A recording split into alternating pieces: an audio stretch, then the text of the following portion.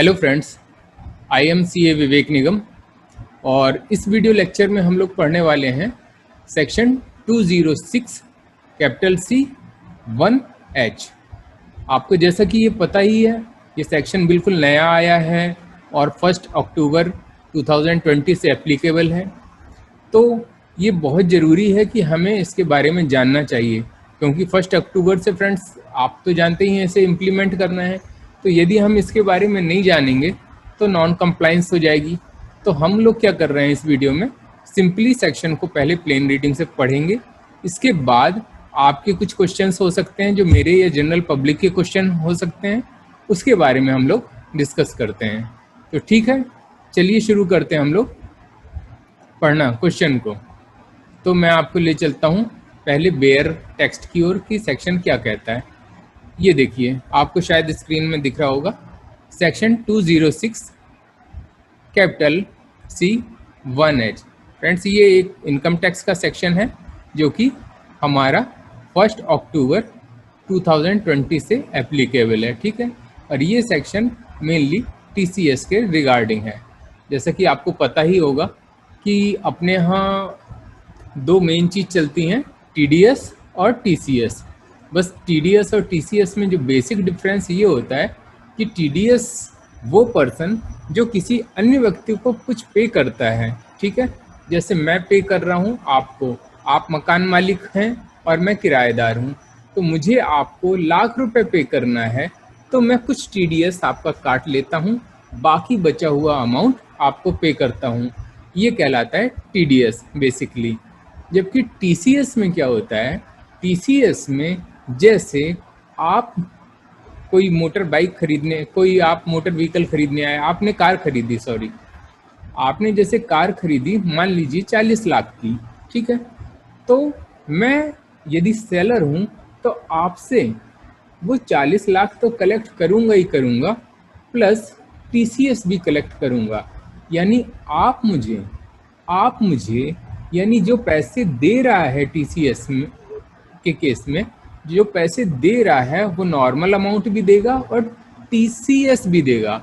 जबकि TDS के case में जो पैसे दे रहा है वो उल्टे काट लेगा। ठीक है, आई होप कि आपको TDS और TCS के कंसेप्ट ऑलरेडी क्लियर हैं। हम लोग इसकी प्लेन रीडिंग करते हैं। चलिए, every person being a seller who receives any amount as consideration for sale of any goods of the value aggregate of such value exceeding 50 lakh rupees in any previous year other than goods being exported out of India or goods covered in subsection 1 or subsection 1F or 1G shall at the time of receipt of such amount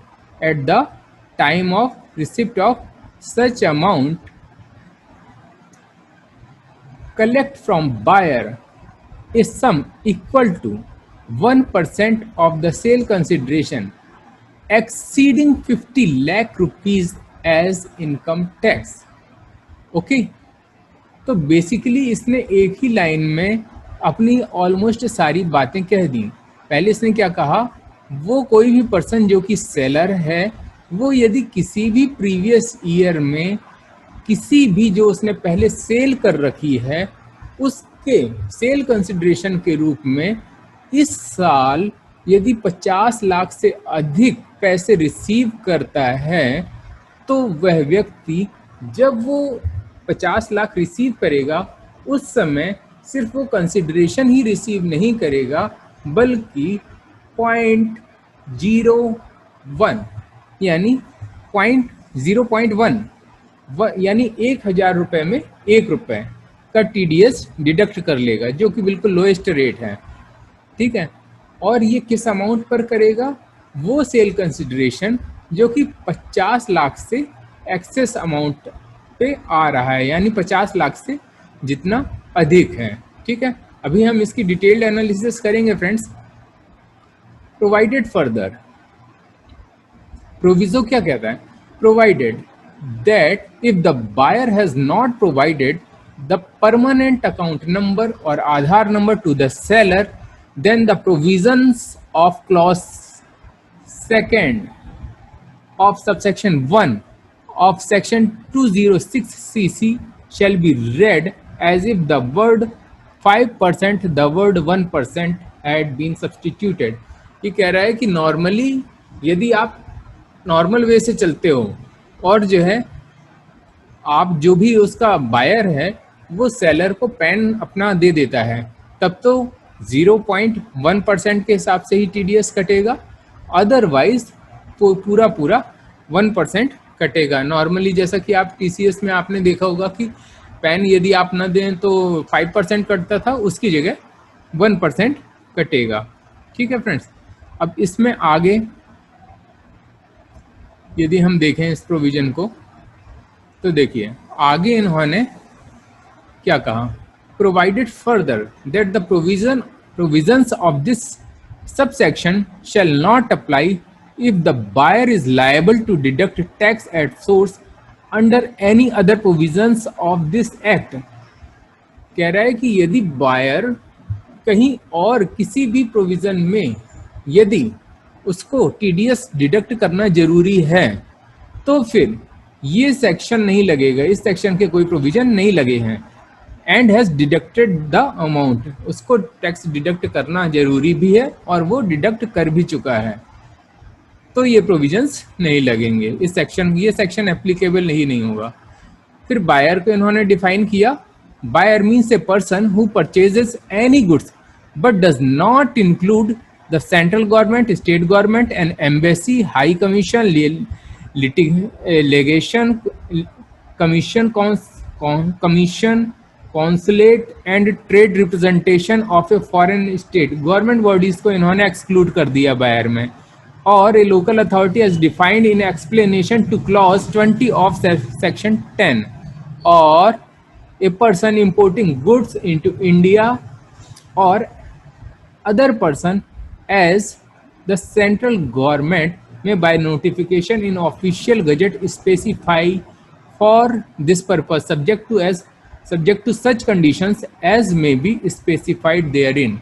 ठीक है, और किसी भी person को government के अलावा वो person जो कि इंपोर्ट कर रहा है उसे भी यहाँ पर नहीं लिया है, यानी उस पर भी ये सारे प्रोविजंस लगेंगे नहीं। सेलर कौन है? Seller means a person whose total sales या ग्रॉस रिसिप्ट और turnover from the business carried on by him exceeds 10 crore rupees. Seller वो व्यक्ति है जिसका कि पिछले साल में जो है उसका टर्नओवर या ग्रॉस रिसिप्ट 10 करोड़ रुपए से अधिक है during the financial year immediately preceding the financial year in which the sale of goods is carried out, not being a citizen as central government may by notification in the official gazette specify for this purpose। और seller वो person नहीं होगा जिसको government notify करे, subject to such condition as may be specified therein. Okay, फिर if any difficulty arise in giving effect to the provision of subsection 1G और subsection 1H the board में with the approval of central government issue guidelines for the purpose of removing difficulty. तो friends अभी तक को तो ऐसी कोई guideline नहीं आई, लेकिन अब हम लोगों ने बेसिक प्रोविजन की एक रीडिंग ले ली है। ठीक है, तो अब मैं आपको फ्रीली थोड़ा सा बता सकता हूँ। तो देखिए ये मोटा मोटी सेक्शन बेसिकली बातें क्या कह रहा है, ये मैं चाहता हूँ कि आपको ये स्लाइड दिखाना बंद करूँ और हम और आप आपस में ही बात करें। तो फ्रेंड्स देखिए ये सेक्शन क्या कहना चाह रहा है। पहले तो मैं ये बात करूंगा कि ये सेक्शन लाने की क्या ज़रूरत थी। इतने सेक्शन ऑलरेडी टीडीएस और टीसीएस के हैं, फिर भी मुझे ऐसा पर्सनल लगता है कि गवर्नमेंट जो है बड़े ट्रांजैक्शन पर, बड़े लोगों पर, बड़े अमाउंट पर, बड़े सौदों पर, बड़ी सेल पर, बड़ी परचेज पर, इन सब पर थोड़ा सा ट्रैकिंग रखना चाहती है, छोटे लोगों से उतना ज़्यादा मतलब नहीं है, लेकिन बड़े लोगों से है।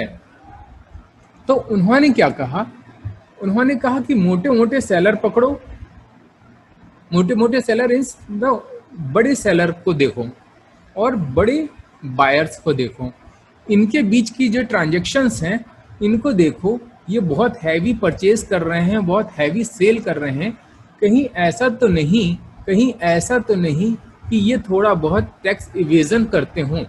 तो मुझे ये लगता है कि ये कहीं ना कहीं फंड एक्यूमुलेट करने के लिए और टैक्स इवेजन को रोकने के लिए ये सेक्शन लाया गया है। अब देखा, जैसा कि आपने देखा होगा, ये सेक्शन की लैंग्वेज इसमें भी दी हुई है और आप बेयर एक्ट से भी पढ़ सकते हैं। ये सेक्शन कहता है कि सेलर बड़ा होना चाहिए। अब बड़े की डेफिनेशन क्या है, बड़े सेलर की डेफिनेशन क्या है इस सेक्शन के हिसाब से? तो इस सेक्शन ने कहा कि वो सेलर जिसका टर्नओवर पिछले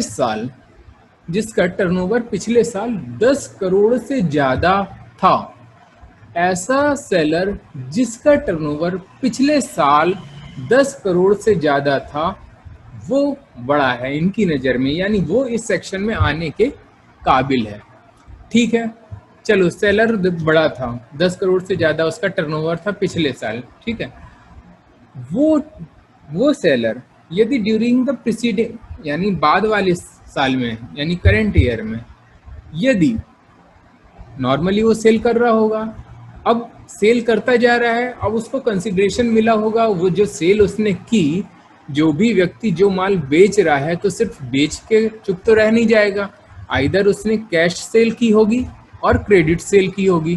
तो नॉर्मली बिजनेस में क्रेडिट सेल ही चलती है, तुरंत की तुरंत तो ट्रांजैक्शन कम होते हैं, लेकिन वो भी होते हैं, लेकिन क्रेडिट सेल अच्छी चलती है।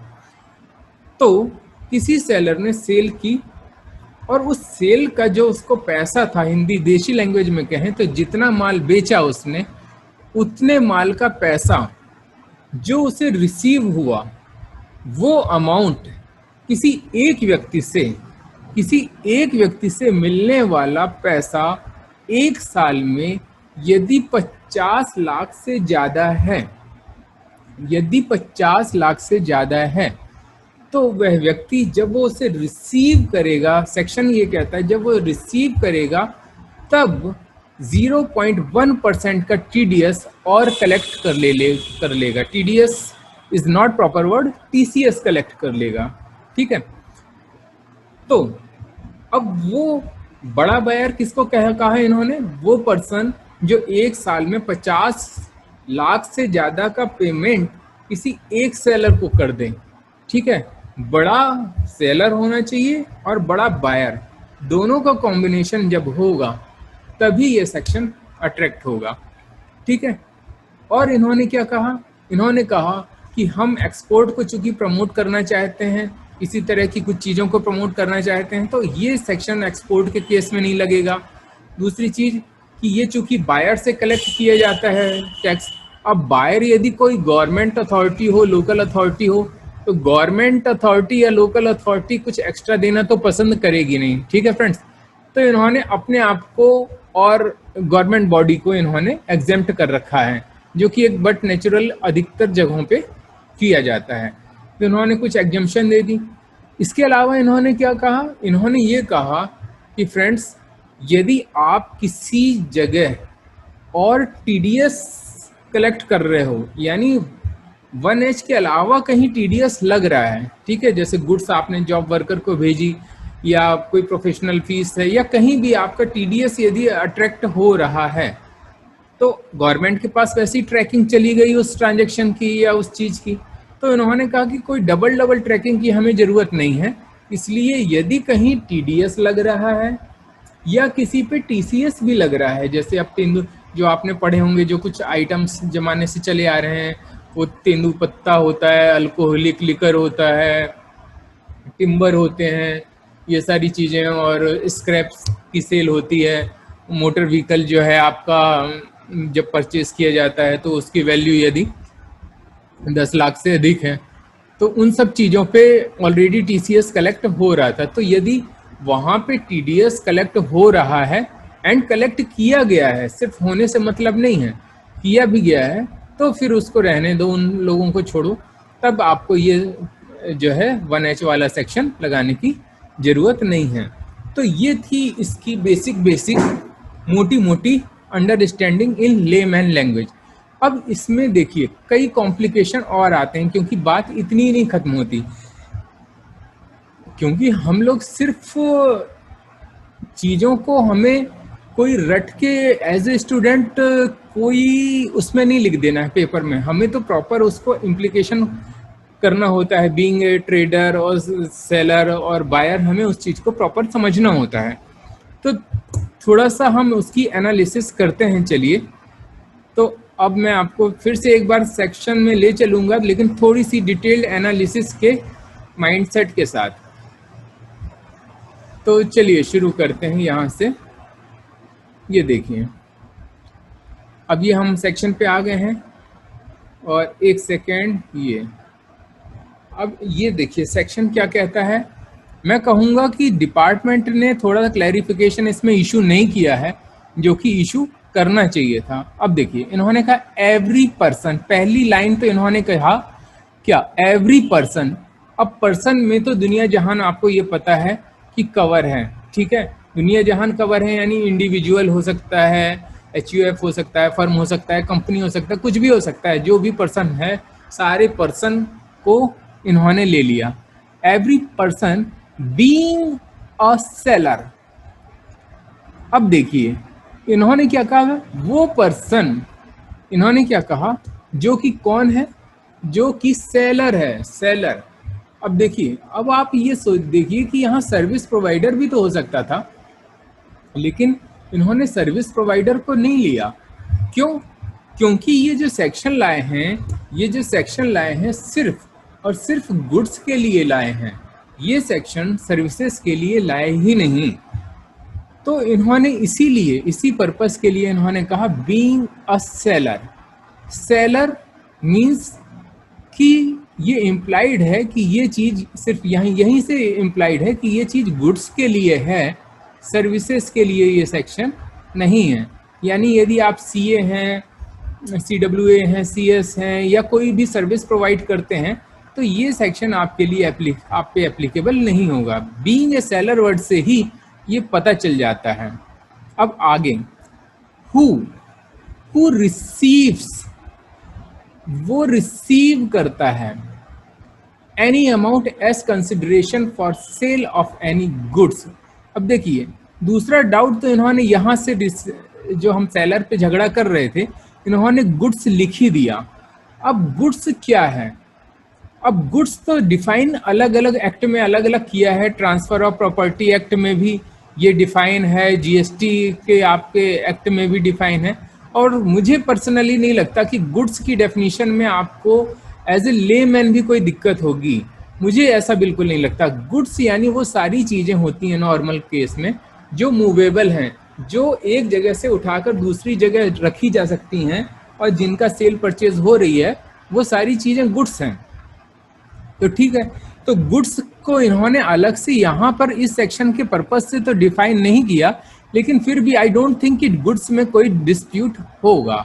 ठीक है, तो इन्होंने कहा सेलर। सेलर में हम समझ गए कि ये सर्विस प्रोवाइडर नहीं है, और गुड्स की बात सुन के हम और क्लियर हो गए कि ठीक है, ये गुड्स के लिए है। अब इन्होंने लिखा रिसीव्स, रिसीव वर्ड को इन्होंने लिखा। अब देखिए, रिसीव वर्ड के इंटरप्रिटेशन हो सकते हैं। देखिए, रिसीव हो सकता है कैश में, सेलर ने कोई माल बेचा, उससे कुछ कैश में पेमेंट आ गई, हो सकता है। ठीक है, दूसरी चीज क्या हो सकती है, कुछ चेक में पेमेंट आ गया, RTGS से पेमेंट आ गया, बैंक से पेमेंट आ गया, ये सारी चीजें हो सकती हैं। या फिर ऐसा हो सकता है कि सेलर ने किसी बंदे को माल बेचा और उसने भी हमें कुछ बेच रखा हो, तो ये नेटिंग भी हो सकती है। तो अब क्वेश्चन उठता है कि ठीक है, यदि सेलर ने बैंक से, कैश से, चेक से, इन RTGS से, आपका इन सब चीज़ों से, NEFT वगैरह से पैसे लिए, तब तो रिसीव में आ गया ये। अब ये चीज़ आई डिस्प्यूट में कि यदि हम बुक एंट्री के थ्रू सेट ऑफ कर रहे हैं, बुक एंट्री के थ्रू सेट ऑफ कर रहे हैं, आप समझ गए ना, कि जो सेलर है उसे पैसे लेने भी हैं, और जिस पर्सन से पैसे लेने हैं उसी पर्सन से उस दुकानदार ने कुछ ट्रांजैक्शन कर रखे थे जिसके लिए उसे पैसे देने भी थे। तो वो देनदार भी है, लेनदार भी है, डेटर भी है, क्रेडिटर भी है।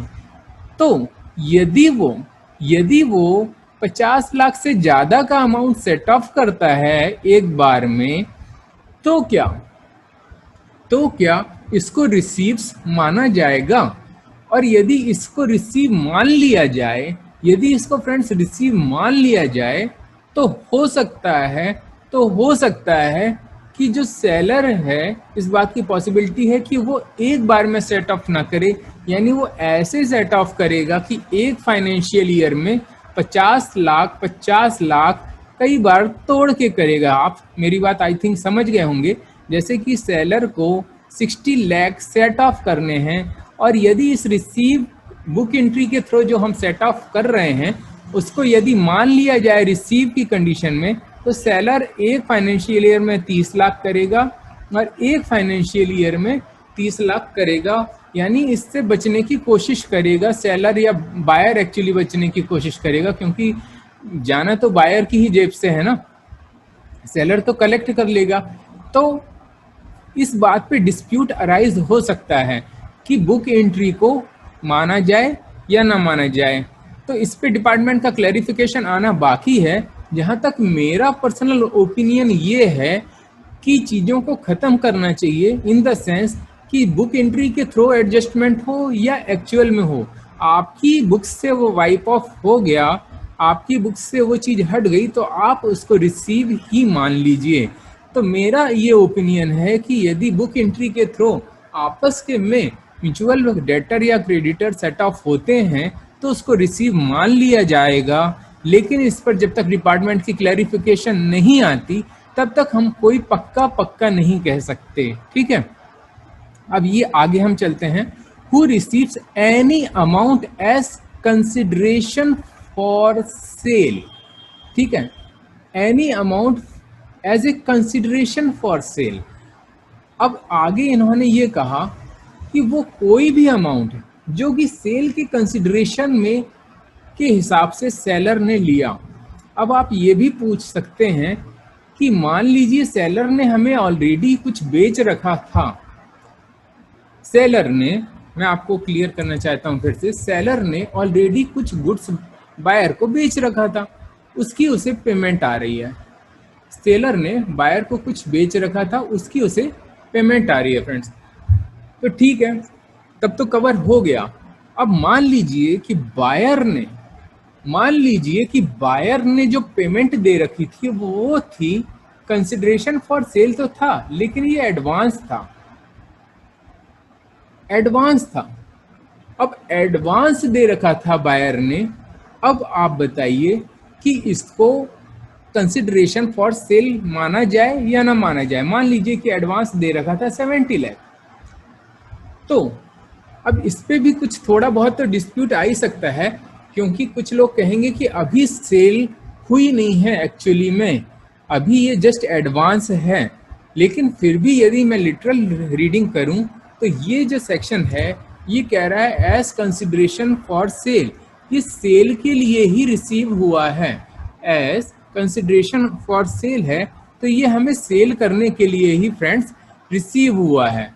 इसलिए मेरे हिसाब से एडवांस यदि कोई हम रिसीव करते हैं, यानी बायर कोई एडवांस मनी देता है, तो उसे इस सेक्शन के परव्यू में लाना चाहिए, और एडवांस पर भी टीसीएस कलेक्ट हो जाएगा, करना पड़ेगा यदि अदर कंडीशंस फुलफिल होती हों, क्योंकि ये कंसिडरेशन फॉर सेल कह रहा है।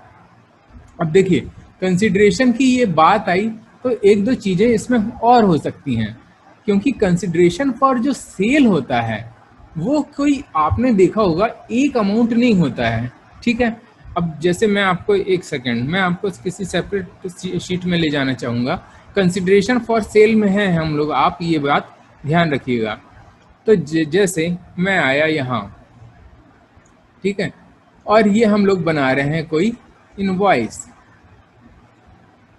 ठीक है, इनवॉइस कह लो, बिल ऑफ सप्लाई कह लो, बिल कह लीजिए, कुछ भी। अब आप यदि सेलर हैं, सेलर ने गुड्स बेची है, मान लीजिए 70 लाख रुपए की। ठीक है, इसमें और भी चार्जेस फ्रेंड्स हो सकते हैं। देखिए, फ्रेट हो सकता है, इंश्योरेंस हो सकता है, इंस्पेक्शन के चार्ज हो सकते हैं, और क्या कहना चाहिए, जो भी है CGST हो सकता है, CGST हो सकता है, SGST हो सकता है। ठीक है, बहुत सारी चीज़ें हो सकती हैं फ्रेंड्स। अब हमें ये सेक्शन क्या कह रहा था, ये सेक्शन आप देखिए, ये कह रहा था वो अमाउंट जो कि कंसिडरेशन फॉर सेल लिया है उस पर ये लगेगा, कंसिडरेशन फॉर सेल। अब डिस्प्यूट ये अराइज हो सकता है कि देखिए ये सेक्शन तो गुड्स के लिए है, ये सेक्शन तो गुड्स के लिए है, ये हमने कहाँ पढ़ा था, ये देखिए, ये हमने पहले ही यहाँ पे इन्होंने गुड्स के लिए लिख दिया था कि गुड्स का है। तो कहने वाले तो ये भी कह सकते हैं कि इसमें मान लीजिए इन सब का अमाउंट मैं मान लेता हूँ कुछ ऐसा है, जैसे मान लीजिए फ्रेट में मैंने मान लिया कि 5 लाख है, ठीक है, इंश्योरेंस 3 लाख मान लेता हूँ, ठीक है, अदर कोई चार्ज है वो मान लेता हूँ, CGST SGST कुछ भी अमाउंट इसका माना जा सकता है। ठीक है, मान लीजिए कि इसका कुछ अमाउंट आ गया, मान लीजिए कि ये 1 करोड़ ही हो गया, ये एग्जांपल के लिए मान रहा हूँ मैं। ठीक है, अब 100 लाख इसका अमाउंट हो गया।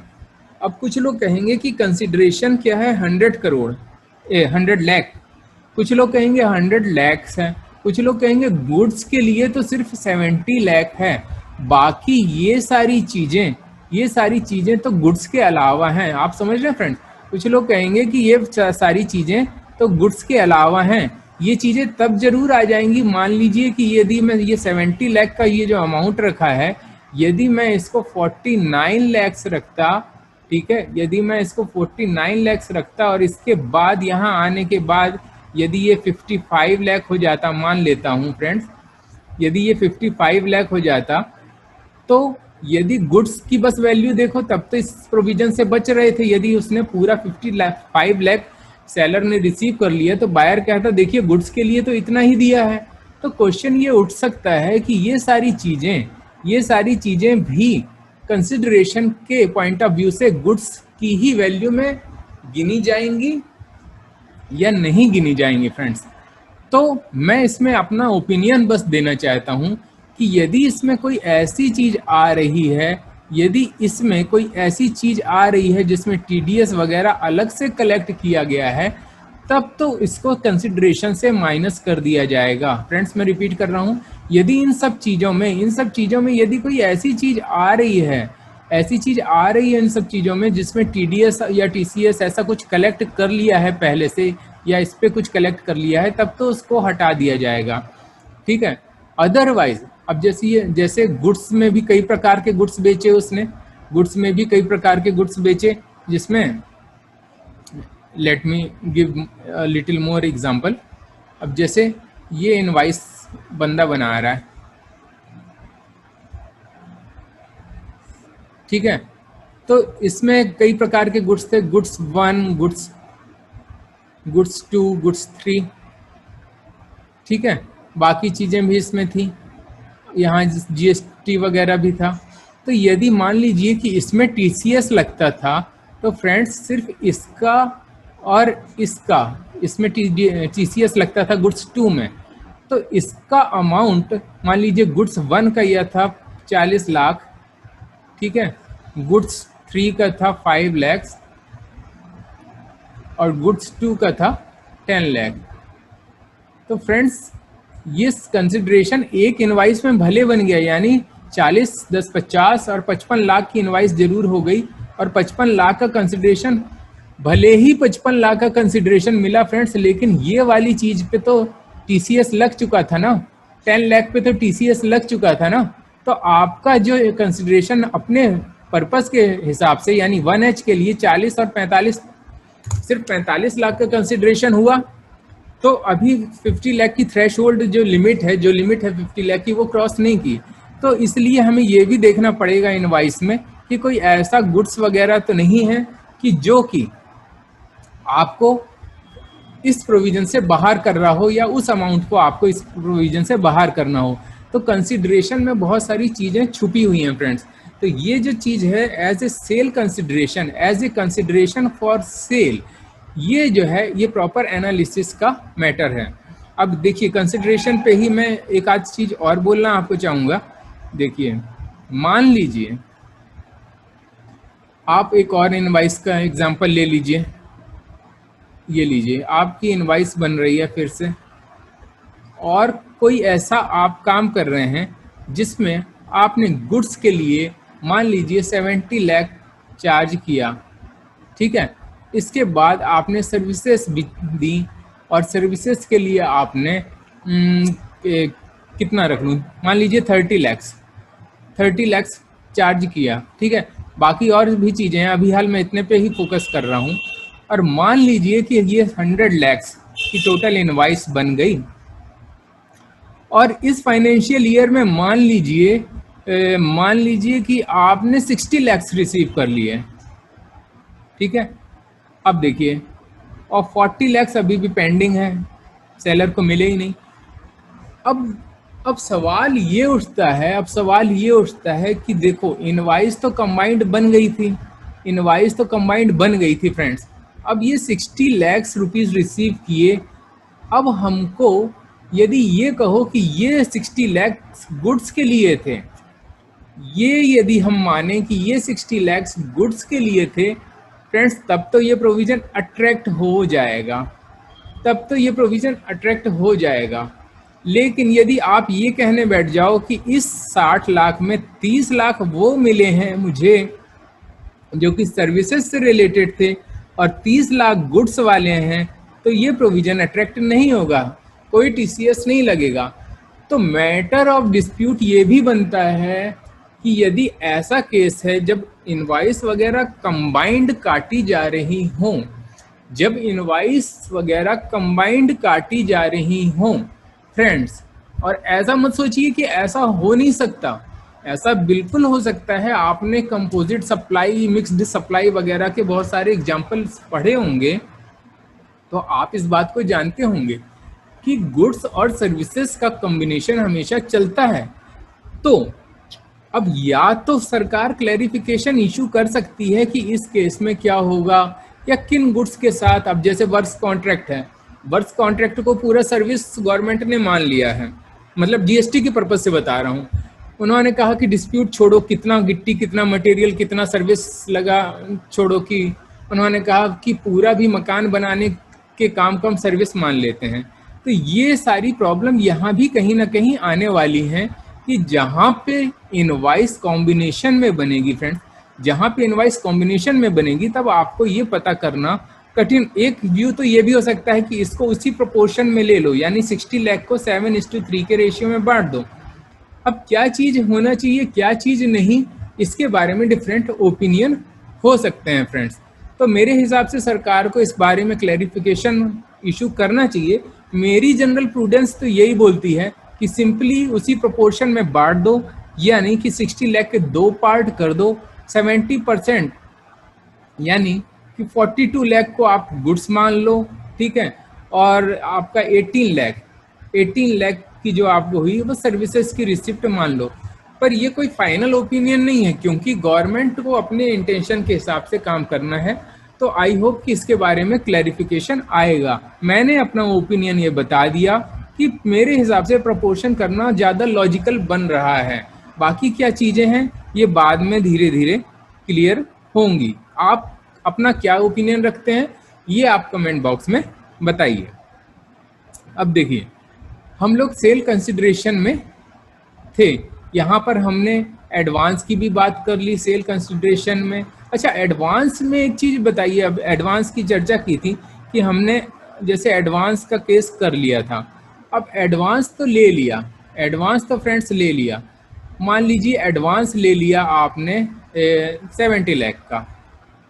तो 70 लाख का जब एडवांस ले लिया तब आप एक चीज़ बताइए कि आपने तो 1% टीसीएस भी हो सकता है कलेक्ट कर लिया हो, ठीक है। अब 1% टीसीएस तो कलेक्ट कर लिया, अब मान लीजिए कि ये एडवांस कैंसिल हो गया। ये एडवांस, आप सेलर हैं, आपको एडवांस मिला किसी चीज़ को सेल करने के लिए, अब ये एडवांस कैंसिल हो गया यानी आपने वापस कर दिया। तो जब आपको मिला होगा तब तो 1% आपने काट लिया होगा, 1% आपने काट लिया होगा in the sense additional TCS आपने ले लिया होगा। लेकिन जब ये एडवांस कैंसिल हुआ तो इसका क्या रिफंड जो हमने एक्स्ट्रा टीसीएस काट लिया था, जो एक्स्ट्रा टीसीएस काट लिया था, टीसीएस यानी एक्स्ट्रा जो हमने ले लिया था, उसको उससे एक्स्ट्रा हम उसको क्या वापस करेंगे, और वापस करेंगे तो उसको जो पर्सन उसके 26 एएस में आ गया होगा, आपको पता है, तो क्या उसको वहाँ से रिफंड मिलेगा। तो ये सारी चीज़ें अभी ज़्यादा उतनी क्लियर नहीं है।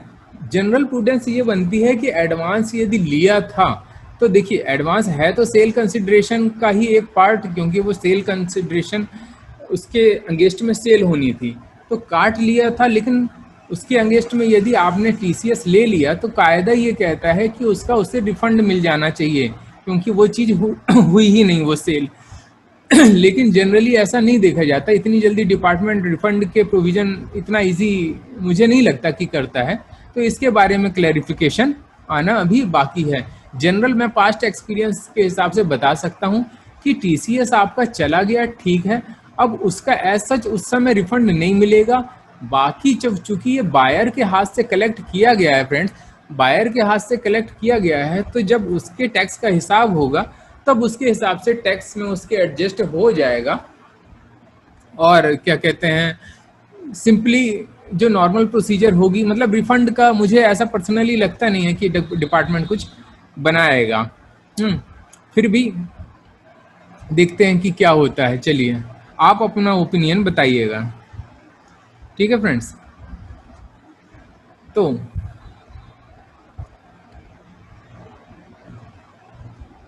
ये हम लोगों ने कंसिडरेशन फॉर सेल। अच्छा, एक चीज मैं और आपको बताऊं, देखिए इस जो चीज ये हो रही है, ये कैसे हो रही है, ये मान लीजिए ये एक बंदा है, ये एक पर्सन है, इस माई drawing is not good, but ये सेलर है, और ये मान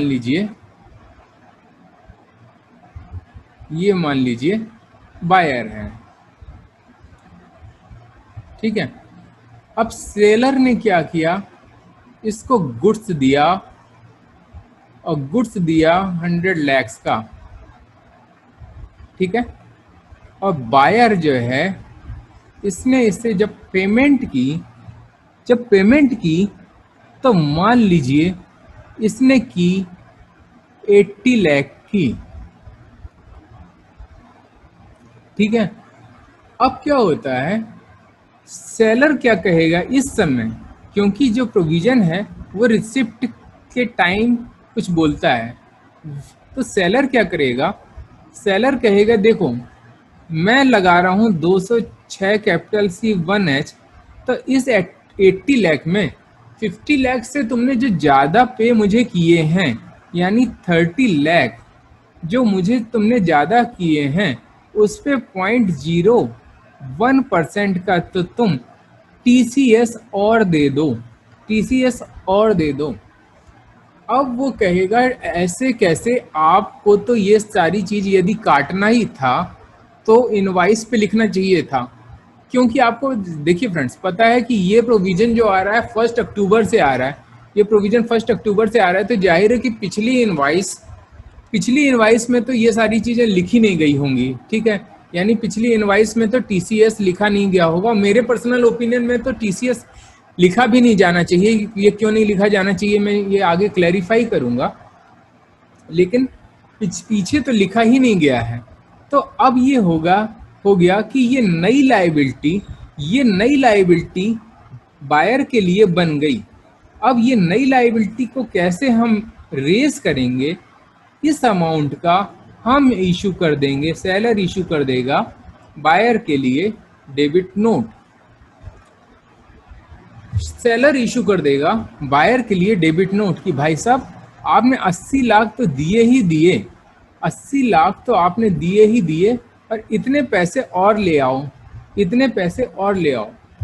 अब देखिए, अब हो सकता है कि बायर कहे कि बहुत अच्छी बात है, गवर्नमेंट कह रही है ले आओ तो ले आओ, लेकिन ऐसा भी हो सकता है कि बायर इस बात को देने से मना कर दे। बायर कहे 80 लाख उस समय दिए थे और 20 लाख ये पकड़ो, टोटल गुड्स थी हमारी 100 लाख की, 100 लाख मैंने पे कर दिए।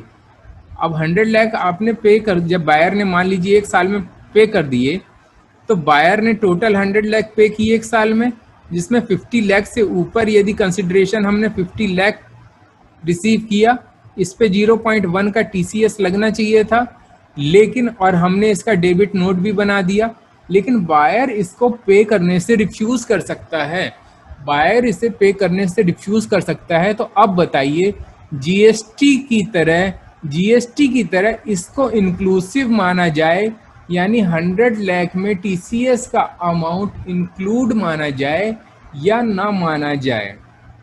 ये बताइए, जो 100 लाख यानी 50 लाख जो हमें एक्स्ट्रा जो मिले हैं, इसमें TCS का अमाउंट क्या इंक्लूड माने कि अलग से हम इसका डेबिट नोट इशू करें और बायर ना दे तो उसको बैड डेट में डालें? तो फ्रेंड्स, मुझे नहीं लगता कि इसको इंक्लूड मानना चाहिए। मेरा तो ये मानना है कि डेबिट नोट आप अलग से इशू करें, और बायर देता है तो ठीक है, अदरवाइज आप उसको बैड डेट मानेंगे। ठीक है फ्रेंड्स, तो नॉर्मली ऐसे कई केस हो सकते हैं कि बायर ना दे, पर चूंकि अमाउंट इतना छोटा है 0.1%, कि हो सकता है कि बायर दे भी दे, इसलिए इस बात पे ज़्यादा आपको परेशान नहीं होना है। लेकिन ऐसा हो सकता है, तो यदि हो सकता है तो आप ये बात ध्यान में रखिए कि डेबिट नोट आप अपनी तरफ से रेज कर दीजिए, ऐसा मेरा ओपिनियन है। वो दे तो अच्छी बात है, नहीं देगा तो फिर हम बैड डेट में डालेंगे, लेकिन इसका मतलब ये नहीं है कि वो नहीं देगा तो हमें पेमेंट नहीं करना, क्योंकि सेक्शन तो कहता है कि सेलर को पे करना है, तो वो चाहे बायर से लेके दे या अपनी जेब से लेके दे। आपने जीएसटी में भी देखा होगा ये सारी चीज़ें कि पेमेंट जीएसटी को करना है, जीएसटी का आपको करना होता है तो करना ही होता है। जीएसटी में ऐसा नहीं लिखा होता है कि जब रिसिप्ट हो ही जाए तब आपको पेमेंट करना है, वो तो आप टाइम ऑफ सप्लाई निकालते हो, टाइम ऑफ सप्लाई के हिसाब से आप अगले महीने की 20 तारीख को आपकी एक्चुअल लाइबिलिटी आ जाती है तो आप पे कर देते हो। सेम मुझे ऐसा लगता है कि ऐसा ही कुछ यहाँ पर होने वाला है। तो चलिए हम अपने बेसिक प्रोविजन से न भटकें, हम लोग यहाँ तक थे, आगे हम पढ़ते जा रहे हैं। ठीक है, as a consideration of sale of any goods of the value aggregate of such value exceeding 50 lakh, exceeding 50 lakh, ये मैंने आपको इनडायरेक्टली बता ही दिया कि रिसीव जितना हुआ है उस अमाउंट पर TCS नहीं लगाना है। ये जितना रिसीव हुआ है उस पर TCS नहीं लगाना है, यानी कि आपकी ये यदि टाइमलाइन मानूं, ठीक है, ये 1 अप्रैल है, ये 1 अप्रैल है, आपका 1 अक्टूबर है ये। ठीक है, यहाँ पे आपको मिले 70 लाख, 70 लाख मिले, तो 70 लाख पे 1%, 0.1% लगाना है क्या? नहीं, हमें लगाना है 50 लाख से जितना एक्सेस है, 50 लाख से जितना एक्सेस है, यानी 20 लाख पर, यानी 20 लाख पर हमें फ्रेंड्स लगाना है 0.1%। ठीक है, TCS इतने अमाउंट का डेबिट नोट इशू कर देंगे जब हमें ये मिलेगा। तो हम आगे चलते हैं। of the value aggregate of such value exceeding 50 lakhs rupees in any previous year। ठीक है friends, in any previous year, इससे हमें एक चीज का और ध्यान में आती है, एक चीज, ये सारे, क्योंकि ये अभी लगने जा रहा है, आज लगेगा ये प्रोविजन और आगे आने वाले सालों में लगेगा। तो देखिए, अभी तो क्या है कि अक्टूबर के बाद ये सारी चीज़ें इफेक्ट में आ रही हैं। अब ये प्रीवियस ईयर आपके हैं, मान लीजिए कई, ठीक है, तो ये 50 लाख चाहे इसी ईयर रिसीव हुए 50 लाख से प्लस बोलना चाहिए, क्योंकि एक्सीडिंग, देखिए यहाँ एक्सीडिंग 50 लाख है, यानी 50 लाख एग्जैक्ट मिला तो ये इस सेक्शन में फॉल नहीं करेगा। लेकिन आपको 51 लाख मिला या 50 लाख से 1 रुपीज भी ज़्यादा मिला, 50 लाख से 1 रुपीज भी सेलर को ज़्यादा मिला, तो ये सेक्शन अट्रैक्ट हो जाएगा और सेलर बायर से क्या है, टीसीएस भी कलेक्ट कर लेगा आपका, और उसका रेट तो दिया ही हुआ है। रेट, अभी रेट मैंने बोला फ्रेंड्स, रेट से एक मुझे और बात याद आ गई जो कि मैं बता दूं, कहीं भूल ना जाऊं। रेट जो है, रेट इन्होंने दिया है 0.1%, ठीक है, 0.1%। लेकिन आपको जैसे पता है कि कोविड-19 के कारण 25% की रिबेट दी है, 25% की रिबेट दी है, तो 0.1% में 0.1% का 25% माइनस हो जाएगा, यानी इफेक्टिव टैक्स रेट केवल 0.75% बचेगा। यानी ये जो आपको पता है ये रिबेट कब से कब तक के लिए है, 1 अक्टूबर 2020 से लेकर ये अभी 31 मार्च 2020 तक, 2021 तक चलेगा हमारा 0.75%। इसके बाद जो हमारी नई तारीख आएगी, यानी 1/4/2021 से जो भी हमारा 22 ईयर चलेगा, वो इसमें हम लोग नॉर्मली 1%, 0.1% लगाएंगे। यानी अभी रिलीफ पीरियड चलेगा तो थोड़ा सा टैक्स रेट में, जब भी मैं 0.1% बोल रहा हूँ इस फाइनेंशियल ईयर के लिए, तो फिर आप इसको 0.75% समझिए। लेकिन हमारा 21-22 जब चलेगा तब हमारा 0.1% ही रेट चलेगा। ठीक है फ्रेंड्स, तो आई होप कि आपको रेट के बारे में कंफ्यूजन यदि हो तो वो क्लियर हो गई होगी। तो अब हम फिर से बेसिक प्रोविजन में चलते हैं। इन एनी प्रीवियस ईयर, ठीक है। अच्छा, एनी प्रीवियस ईयर से मुझे ये याद आया कि इस बारे में बात चर्चा मैं अभी कर लूं, क्योंकि कई सालों की बात हुई है। इन्होंने एक जगह आगे, आपको याद होगा, सेलर को डिफाइन किया था, सेलर को इन्होंने आगे डिफाइन किया था। और यदि आपको नहीं पता तो मैं आपको यहाँ ले चलता हूँ। ये देखिए, सेलर को इन्होंने डिफाइन किया था, और इन्होंने सेलर को डिफाइन करते हुए क्या कहा था कि seller means a person, seller means a person whose total sales or gross receipt or turnover from the, अभी मैं इन सब पे भी फ्रेंड्स डिस्कस करूंगा, सेल्स और ग्रॉस रिसिप्ट और टर्नओवर पे, ठीक है, क्योंकि ये सारी चीजें भी डिफाइन नहीं है। लेकिन अभी मैं जिस बात पे फोकस कर रहा हूं, हम लोग ऊपर से आए हुए हैं नीचे, ये कह रहा है carried on by him exceeds 10 crore rupees, ठीक है। कह रहे सेलर कौन है, सेलर यानी वो व्यक्ति जिसकी टोटल सेल्स, यदि हम माने टोटल सेल्स कब ये है, किस साल के लिए दी हुई है, during the financial year immediately preceding the financial year in which the sale of goods is carried out। इन्होंने साफ साफ कह दिया कि जिस फाइनेंशियल ईयर की हम बात कर रहे हैं, ठीक है, during the year, financial year immediately preceding the financial year in which the sale of goods is carried out. कह रहे हैं कि जिस फाइनेंशियल ईयर में सेल हुई, जिस फाइनेंशियल ईयर में सेल हुई है, उसके पिछले वाले फाइनेंशियल ईयर में यदि टर्नओवर देखना है तो वहाँ का देखो। मैं आपको फ्रेंड्स थोड़ा सा क्लैरिफाई करूँ डायग्राम के माध्यम से कि देखिए, ये है आपका टाइमलाइन और ये है फाइनेंशियल ईयर। ये सारे अलग अलग फाइनेंशियल ईयर्स हैं फ्रेंड्स। तो देखिए ये क्या कह रहा है कि इस साल में, अब एक चीज आपको मैं और ध्यान में दिलाना चाहूंगा, कंसिडरेशन की भी बात इन्होंने ऊपर की थी, कंसिडरेशन की बात इन्होंने ऊपर एक जगह की थी। ये देखिए, ये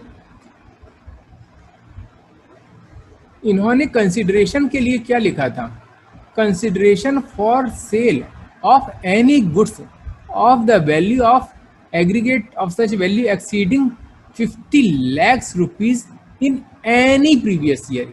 यहाँ इन्होंने किसी भी प्रीवियस ईयर की बात की थी, ठीक है। और यहाँ पे जब ये आए, यहाँ पर जब ये आए तब इन्होंने सेलर में क्या कहा कि 10 करोड़ कब का देखना है, 10 करोड़ कब क्या देखना है, during the financial year immediately preceding the financial year in which the sale of goods is carried out. अब देखिए ये मैंने बनाया था। अब मैं मान रहा हूं कि जैसे सेल होती है तो ज़्यादा टाइम लैग नहीं होता है, पैसे मिलने में होता भी है, लेकिन अब मान लीजिए कि ये हमारा फाइनेंशियल ईयर चल रहे हैं, ठीक है। ये हमारा 21 है, 20 है, 19 है, 18 है, 17, 16, 15 और 14। तो देखिए ये एक्चुअल में नहीं है क्योंकि ये तो प्रोविजन ही 1 अक्टूबर से आ रहा है। मैं जस्ट एग्जांपल के लिए बता रहा हूँ, जस्ट एग्जांपल के लिए बता रहा हूँ, नहीं तो आप 14-15 से कंफ्यूज हो जाएंगे। 14-15 मैं हटा ही देता हूँ क्योंकि फिर आपको ऐसा लगेगा कि ये लीजिए, ठीक है। ये बस कई साल हैं। अब यहाँ पे ये सारे एक एक फाइनेंशियल ईयर हैं, मान लीजिए ये देखिए ये पूरे फाइनेंशियल ईयर हैं, ये फाइनेंशियल ईयर है, ये फाइनेंशियल ईयर है, ये फाइनेंशियल ईयर है और ये फाइनेंशियल ईयर है। अब यदि इस फाइनेंशियल ईयर में सेल हुई है, इस फाइनेंशियल ईयर में सेल हुई है, इसमें सेल हुई है, तो प्रोविजन क्या कह रहा है हमारा कि फिर इसके पिछले वाले सेल, इसके पिछले वाले फाइनेंशियल ईयर में, यानी कि इस फाइनेंशियल ईयर में देखो, इस फाइनेंशियल ईयर में देखो कि जो से टर्नओवर है वो 10 करोड़ से यदि ज़्यादा है, टर्नओवर यदि 10 करोड़ से ज़्यादा है तो ये प्रोविज़न लग जाएंगे। यानी इस साल की सेल के लिए यहाँ जाके हमने टर्नओवर देखा, यदि हमें ये साल की सेल होती तो हम इस वाले साल का टर्नओवर देखते, इस साल में सेल हुई है तो हम इसके पिछले वाले साल का टर्नओवर देख रहे हैं। यानी जिस साल सेल हुई उसके पीछे वाले साल में जाके आप उसका टर्नओवर देखेंगे, और यदि टर्नओवर 10 करोड़ से अधिक है तो आपका जो सेलर है वो बड़ा सेलर है और वो section 206 capital C sub section 1H में कवर होने लायक है। लेकिन लेकिन लेकिन लेकिन फ्रेंड्स, आप ये ध्यान में रखिए कि जो आपने टर्नओवर के हिसाब से तो निकाल लिया, लेकिन रिसिप्ट किसी भी साल हो सकती है। लेकिन फ्रेंड्स रिसिप्ट किसी भी साल हो सकती है। यानी कि अब मैंने आपको ये बता दिया कि कब सेलर एलिजिबल हो जाएगा। जिस साल की सेल की हम बात कर रहे हैं उससे पिछले वाले साल में यदि उसका टर्नओवर 10 करोड़ से अधिक है। लेकिन अब आप एक चीज और देखिए फ्रेंड्स, और आपको अब मजा आएगा, यानी ये चीज इंटरेस्टिंग है। इसलिए ये देखिए कई साल हैं, ये लीजिए। अब मान लीजिए सेल हुई थी सर इस साल में, यहाँ सेल हुई थी और यहाँ टर्नओवर था 12 करोड़ रुपए का, 12 करोड़ रुपए का टर्नओवर था, एलिजिबल हो गया, सेलर एलिजिबल। अब ये सेल जो हुई, मान लीजिए कि ये हुई 300 lakhs की, 300 lakhs की फ्रेंड्स सेल हुई। अब इसमें से देखिए यहाँ पे मिले 20 लाख, ठीक है, यहाँ मिले 150 lakhs, ईयर चेंज हो रहा है फ्रेंड्स, और कितना हो गया 5 2 7, ठीक है। अभी बाकी हैं हमारे 130 लाख, यहाँ मिले 130 lakhs। अब फ्रेंड्स देखिए ये 20 लाख हमें मिले, ठीक है, तो ये सेल, ये बात जरूर थी कि ये वाला जो टर्नओवर है इसके पिछले बार का इस सेल से जस्ट पीछे वाला 12 करोड़ था, यानी सेलर तो एलिजिबल था, लेकिन इस साल सिर्फ 20 लैक्स मिले। इसलिए बताइए क्या 1H लगेगा? नहीं लगेगा, क्योंकि सेलर तो एलिजिबल है लेकिन बायर ने एक साल में 20 लाख से अधिक का पेमेंट किया ही नहीं। बायर ने एक साल में सिर्फ 20 लाख का पेमेंट किया फ्रेंड्स। अब दूसरे साल में अब मैं यदि यहाँ मैंने 150 लाख ले लिए, मैं और आगे भी बना सकता था, यानी यदि यहाँ 50 लाख भी वो कर देता ना तब भी एलिजिबल नहीं होता, क्योंकि 50 लाख से ऊपर की पेमेंट होना चाहिए। अब जैसे यहाँ पर उसने 50 लाख ले लिए, 50 लाख दिए तो एलिजिबल हो गया, और 100 लाख पे 0 पॉइंट इफेक्टिवली मैं 1 ही लिख रहा हूँ कंसेशनल अमाउंट, क्योंकि सिर्फ लिमिटेड पीरियड के लिए है, जो 20% रिबेट वाला है कोविड के लिए। तो 100 लाख पे लग जाएगा आपका 0.1% TCS, आप डेबिट नोट इतने का इशू कर देंगे सेलर, ठीक है। अब यदि ये 12 करोड़ है, यहाँ 130 लाख लगे, तो आप इस तरह 80 लाख पे आप 0.1% का डेबिट नोट इशू कर देंगे एज ए TCS। कहने का मतलब कि सेल एक बार हो गई, सेल एक बार आपकी हो गई, तो उसके बाद कितने भी बार उस सेल के एवज में कंसिडरेशन मिलता रहे, उसका अमाउंट यदि 50 लाख से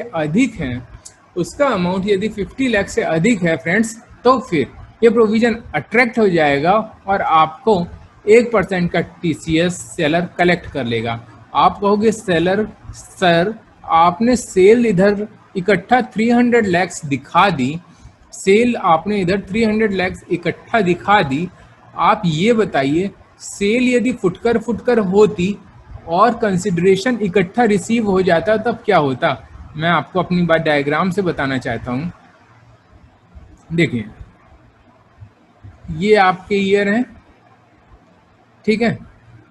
अब आपने यहाँ सेल की 12 करोड़ की, यहाँ की 14 करोड़ की, यहाँ की 15 करोड़ की, ठीक है, यहाँ की 16 करोड़ की, कुछ भी ऐसा आप कर रहे हो, ये आपके फाइनेंशियल ईयर चलते जा रहे हैं, ठीक है।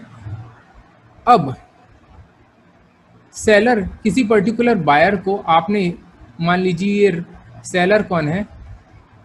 सेलर है राम, और बायर कौन है? बायर है श्याम।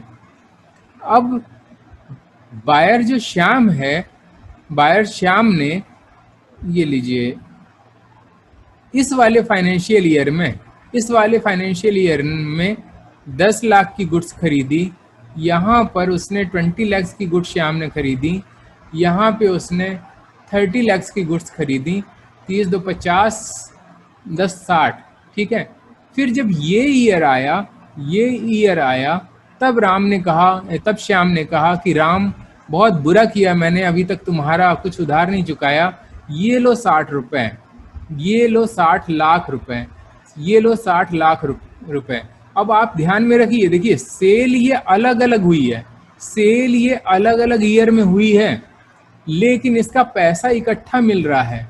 तो अब बताइए कि 1% के हिसाब से TCS सेलर कलेक्ट करेगा या नहीं करेगा?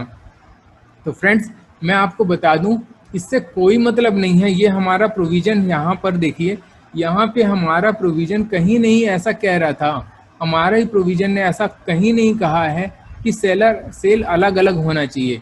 हमारे प्रोविजन को तो सिर्फ और सिर्फ अमाउंट से मतलब है। ये देखिए हु रिसीव्स, इन्होंने यहाँ पे क्या लिखा, who receives any amount as consideration for sale of any goods of the value aggregate of such value exceeding 50 lakhs rupees in any previous year।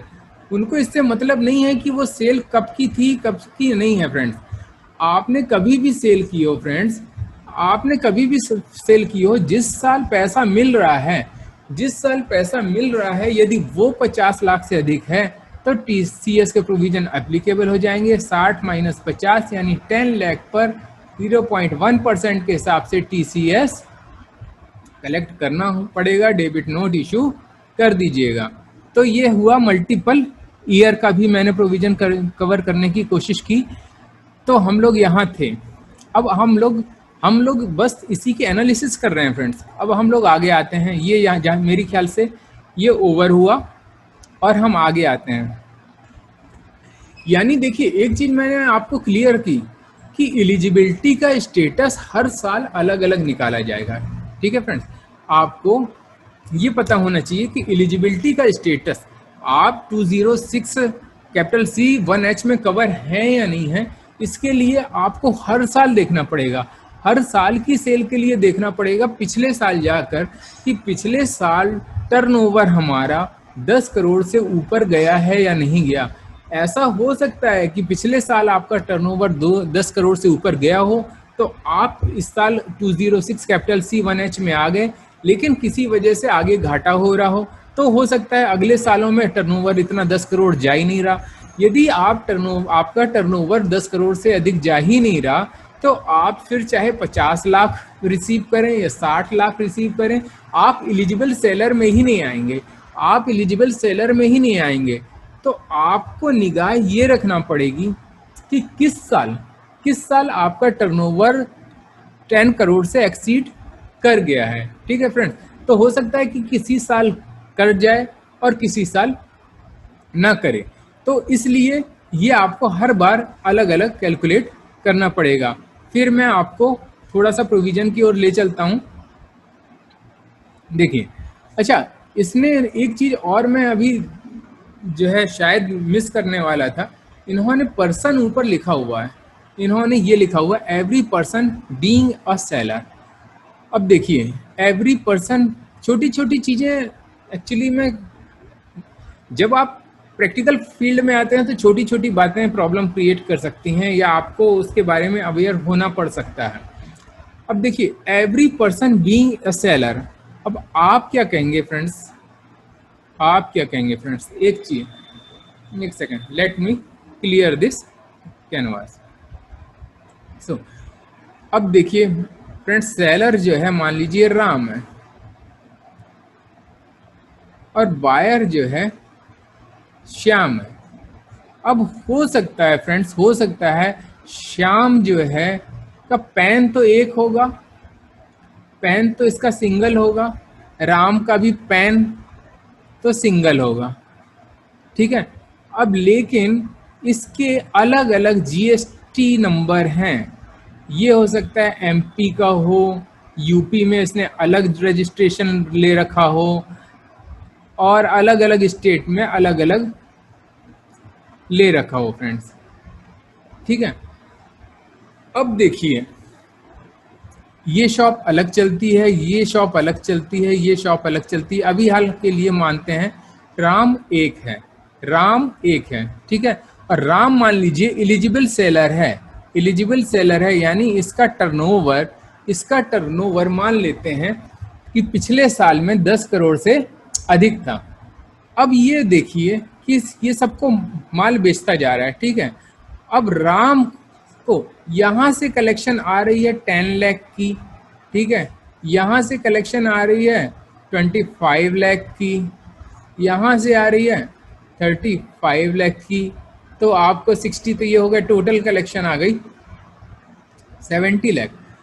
अब आर्ग्यू तो ये भी किया जा सकता है कि सर इन सब बायर को अलग अलग मानेंगे, इन सब बायर्स को अलग अलग मानेंगे कि पैन इंडिया बेसिस पे एक ही बायर माना जाएगा। तो फ्रेंड्स, जहाँ तक मेरा मानना है, चूँकि ये सारी आपका टीसीएस वगैरह जो है 26 AS में भी रिफ्लेक्ट होता है, इसलिए ये पैन इंडिया बेसिस पे यानी सिंगल ही माना जाएगा।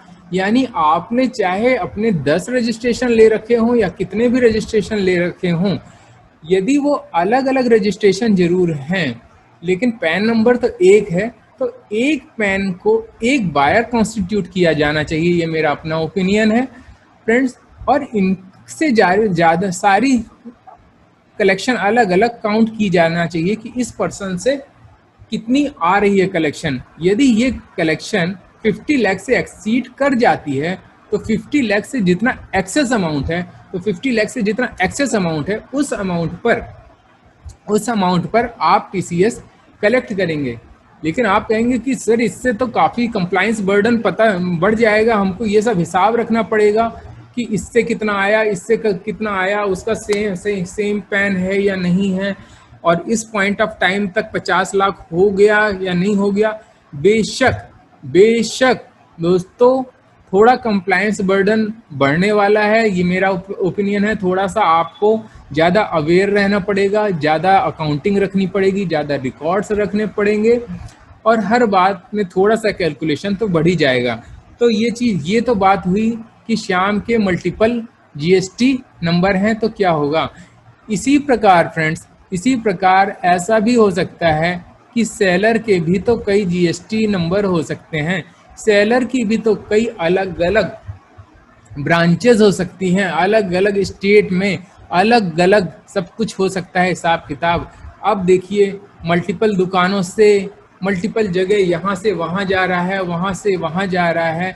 तो फ्रेंड्स अब मैं ये हौच पौच नहीं करना चाहता, लेकिन फिर भी मान लीजिए यहाँ से गया गुड्स यहाँ, और यहाँ से गया यहाँ, फिर हो सकता है यहाँ से गया हो यहाँ।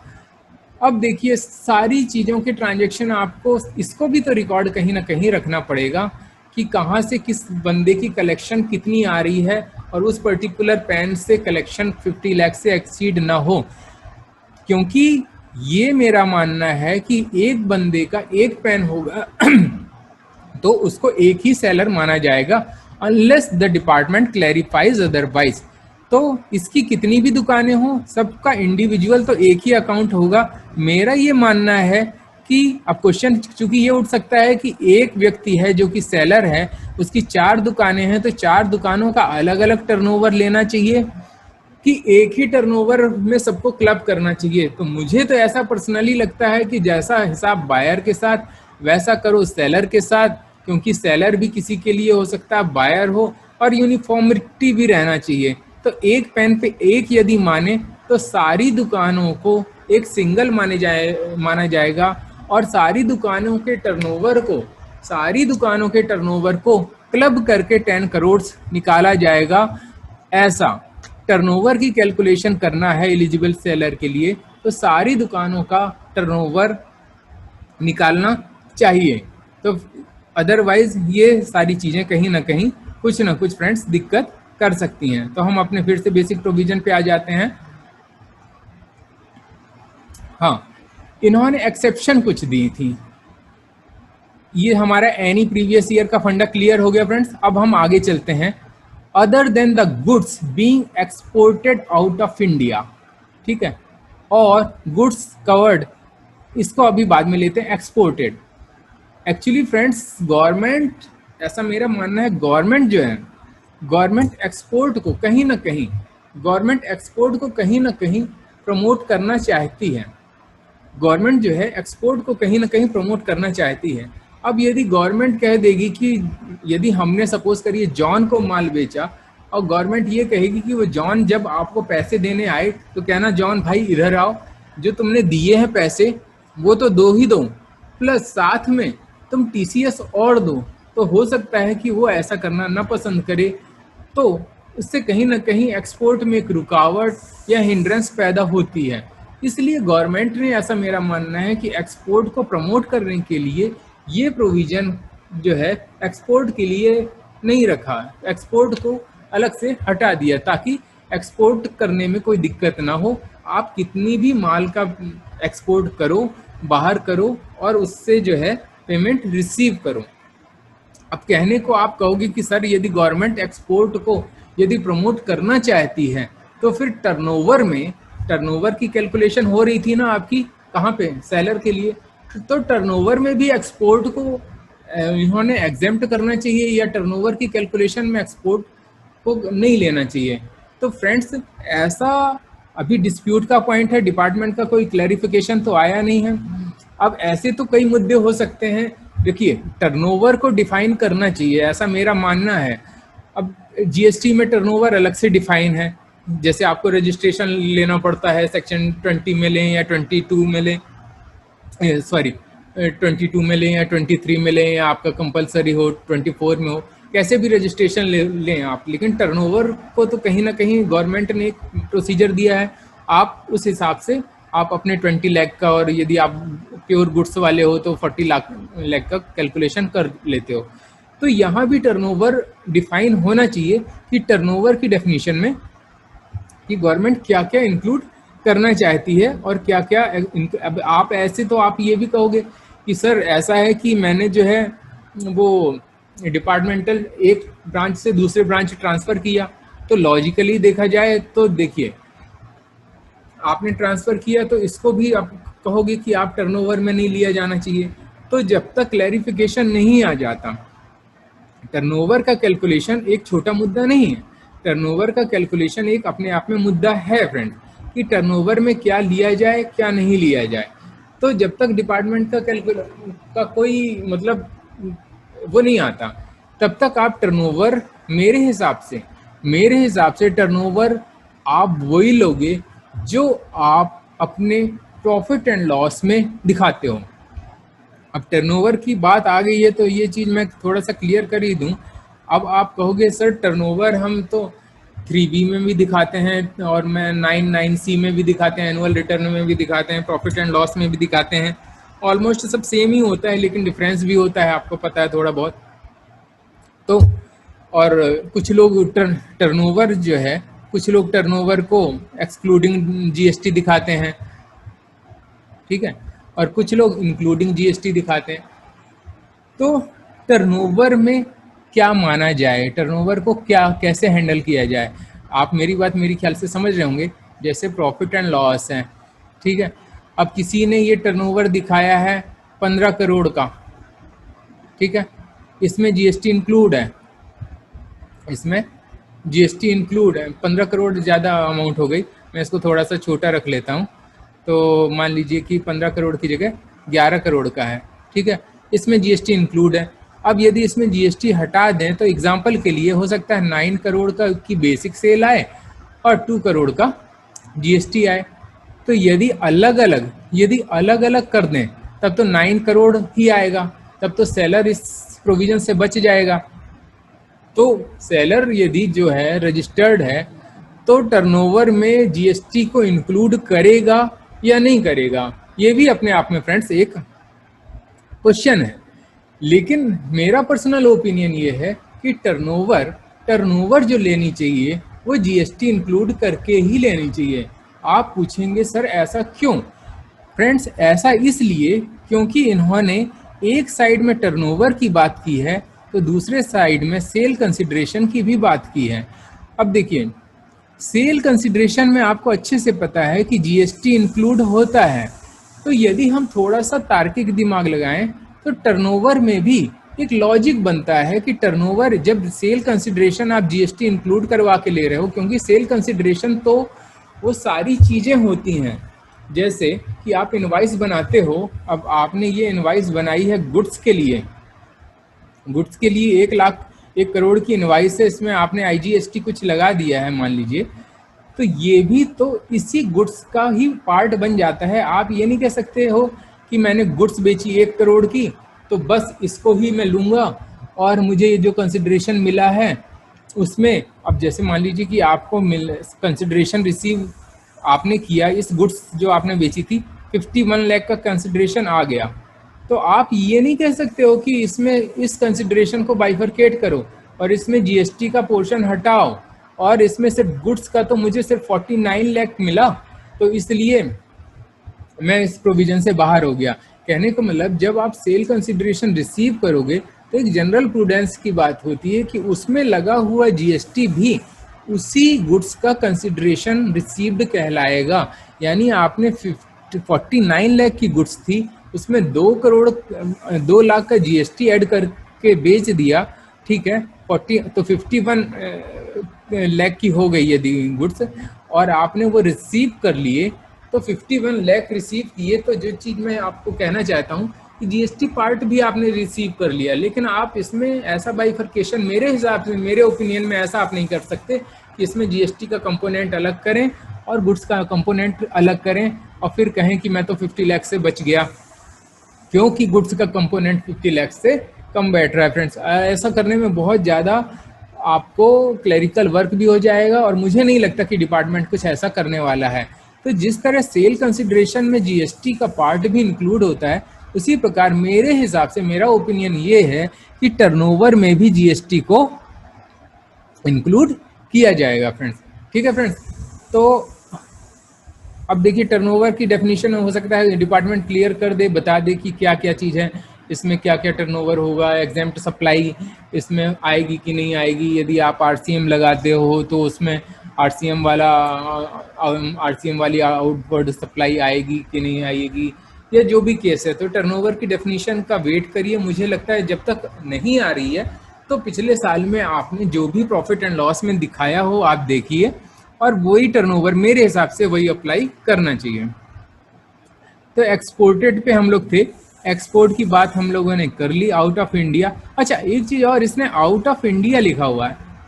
Out of India, out of India भी एक अपने आप में मजेदार बात है।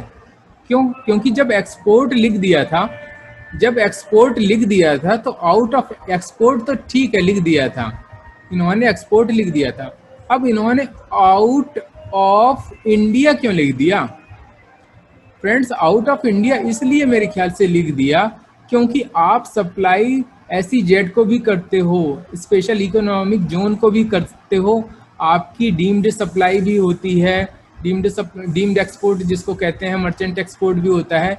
यानी ऐसा भी होता है कि आपका गुड्स जो है एक्चुअल में, ऐसा भी होता है फ्रेंड्स कि आपका गुड्स जो है एक्चुअल में नहीं जाता है बाहर, एक्चुअल में बाहर नहीं जाता है देश के, लेकिन फिर भी उसको एक्सपोर्ट का दर्जा प्राप्त है, फिर भी उसे एक्सपोर्ट मान लिया जाता है। इसलिए मेरे ख्याल से ये उन्होंने बिल्कुल क्लियर कर दिया कि देखिए, एक्सपोर्ट का मतलब डीम्ड एक्सपोर्ट नहीं है, ट्रांसफर टू SEZ नहीं है, रियल में एक्सपोर्ट यानी एक्सपोर्ट हुआ होना चाहिए, तभी आपको इस सेक्शन से बाहर रखा जाएगा। फ्रेंड्स, तो एक्सपोर्ट आउट ऑफ इंडिया का मतलब यही है कि असली वाला एक्सपोर्ट, असली वाला, हिंदी में मैंने लिख दिया असली एक्सपोर्ट लेना है, असली एक्सपोर्ट को एग्जम्पशन मिली है, ठीक है। आउट ऑफ इंडिया और गुड्स तो इन्होंने इतनी बार रिपीट कर दिया कि आपके दिमाग में ये क्लियर हो ही गया होगा कि ये सर्विसेज के लिए नहीं है, ये सेक्शन तभी अट्रैक्ट होगा जब ये गुड्स का केस है। और गुड्स कवर्ड इन सबसेक्शन 1, ठीक है। अब देखिए, सबसेक्शन 1 जो नॉर्मल जमाने से चला आ रहा है ना, तेंदुपत्ता, तेंदुली और टिम्बर, स्क्रैप, ये सारी चीज़ों पे TCS ऑलरेडी लग चुका होता है। तो TCS जब उसमें लग चुका ही होता है, उसमें या TCS लगता है, तो उसको इस प्रोविजन से बाहर रखा गया है, क्योंकि डबल TCS तो लगाएंगे नहीं, ठीक है। और सबसेक्शन 1F इसको भी बाहर रख दिया है। सबसेक्शन 1F क्या होता है? सेल ऑफ मोटर व्हीकल होता है। यदि मोटर व्हीकल किसी ने परचेज किया है जिसकी वैल्यू 10 लाख से अधिक है, तब भी उस पर TCS लगाया गया है, ठीक है। तो मोटर व्हीकल की परचेज को तो बाहर कर ही दिया। अब आप 10 लाख की मोटर, 11 लाख की मोटर व्हीकल खरीदो या 1 करोड़ की मोटर व्हीकल खरीदो, इस सेक्शन से तो वो बाहर हो गया, क्योंकि उसमें जो है दूसरा सेक्शन आपका TCS का लग चुका है। और इन्होंने ये जो है एक सेक्शन 1G को भी जो है बाहर कर दिया है, जिसमें ओवरसीज टूर्स वगैरह की बातें कही गई हैं, ठीक है। आगे हम चलते हैं। Eight the time of receipt of such amount, इन्होंने कहा कि देखिए TCS कब आप कलेक्ट करोगे, उस टाइम। अब इसमें भी देखिए होता क्या है कि अभी तक हम लोग क्या आदि थे कि जैसे GST में क्या होता है, टाइम ऑफ सप्लाई अलग अलग होती है, पेमेंट रिसीव्ड एक कंडीशन होती है, लेकिन ऐसा नहीं होता कि जब पेमेंट रिसीव हो ही जाए सिर्फ तभी आप GST पे करने के लिए लायबल हो। इनवाइस बनाने के टाइम भी लायबल हो सकते हो, या पूरी और कंडीशन आपको देखनी पड़ेंगी। लेकिन इन्होंने ये सेक्शन जो लिखा, इसमें सिर्फ रिसिप्ट लिखा, eight the time of receipt of such amount. जब ये अमाउंट, जब ये सेल का अमाउंट हमें मिला, जब ये सेल का अमाउंट हमें मिला, तब कलेक्शन होगा, तब कलेक्शन होगा, ठीक है। इसके पहले आप TCS नहीं लगा सकते।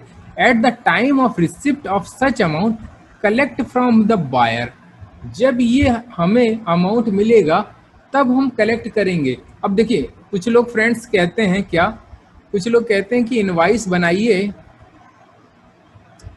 ठीक है।